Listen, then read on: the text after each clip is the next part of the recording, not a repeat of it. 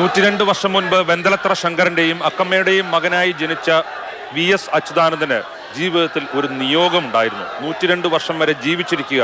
അതിൽ അവസാന കാലമാകുമ്പോഴേക്കും, അതായത് ഒരു 80 വയസ്സിന് അല്ലെങ്കിൽ അതിന് തൊട്ട് മുൻപ് പ്രതിപക്ഷ നേതാവായതും, അങ്ങനെ മൊത്തത്തിൽ ചരിത്രം നോക്കിക്കഴിഞ്ഞാൽ അങ്ങനെ VS അച്യുതാനന്ദന് ഈ രാജ്യത്ത്, ഈ ലോകത്ത് ചെയ്യാൻ ചില കാര്യങ്ങളുണ്ടായിരുന്നു. അദ്ദേഹത്തിനൊരു നിയോഗമുണ്ടായിരുന്നു.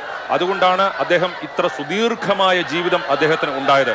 അല്ലായെങ്കിൽ ചെറിയ പ്രായത്തിൽ തന്നെ ബ്രിട്ടീഷ് ഭരണത്തിന്റെയും അതുപോലെ തന്നെ രാജഭരണത്തിന്റെയും അതല്ലെങ്കിൽ ഭൂവുടമകളുടെയും വേട്ടയാടൽ ശ്രമങ്ങളെ എല്ലാം അതിജീവിച്ച് VS അച്യുതാനന്ദൻ ജീവിച്ചു.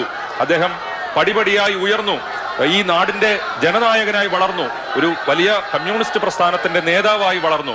ചെറിയ പ്രായത്തിൽ പാലാ ലോക്കപ്പിൽ പോലീസിന്റെ മർദ്ദനമേറ്റ് VS അച്യുതാനന്ദൻ മൃതപ്രായനായതാണ്. മരിച്ചുപോയി എന്ന് കരുതി പോലീസ് കൊണ്ട് കളയാൻ വേണ്ടി പോയതാണ്. അവിടെ VS മരിച്ചില്ല. അതിനുശേഷം VS തിരിച്ചു വന്നു, ജീവിതത്തിലേക്ക് തിരിച്ചു വന്നു. കമ്മ്യൂണിസ്റ്റ് പാർട്ടിയുടെ വലിയ നേതാവായി മാറി. ഏറ്റവും അവസാനം അദ്ദേഹം മരണത്തിന് തൊട്ടു മുൻപും 29 ദിവസമാണ് മരണത്തിനോടും പോരാടി നിന്ന് VS അച്യുതാനന്ദൻ. അത്രയും വലിയ ഉൾക്കരുത്ത് ഉണ്ടായിരുന്ന ഒരു മനുഷ്യനാണ് VS അച്യുതാനന്ദൻ.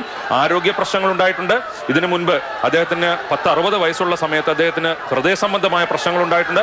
അപ്പോഴൊക്കെയും അതെല്ലാം തിരുത്തി ജീവിതചര്യകളിൽ മാറ്റം വരുത്തി. നല്ല പുകവലിക്കാരനായിരുന്നു VS അച്യുതാനന്ദൻ. അതെല്ലാം മാറ്റി ചായ കുടിക്കൽ നിർത്തി. അങ്ങനെ ഭക്ഷണക്രമത്തിലും ആരോഗ്യ കാര്യങ്ങളിലും ഒരുപക്ഷെ വ്യായാമ മുറകളിലും ഒക്കെയും ഏറ്റവും അവസാന നാളുകളിൽ വരെ മാറ്റം വരുത്തി സ്വയം തിരുത്തി കർശന സ്വഭാവത്തോടുകൂടി ജീവിച്ച് 102 വയസ്സ് വരെ ജീവിച്ച് വളരെ സാർത്ഥകമായ ഒരു ജീവിതമാണ് ഇന്നിപ്പോൾ അവസാനിച്ചിരിക്കുന്നത്. VSൽ നിന്ന് പഠിക്കാനേറെയാണ്. VS പഠിപ്പിച്ചതേറെയാണ്.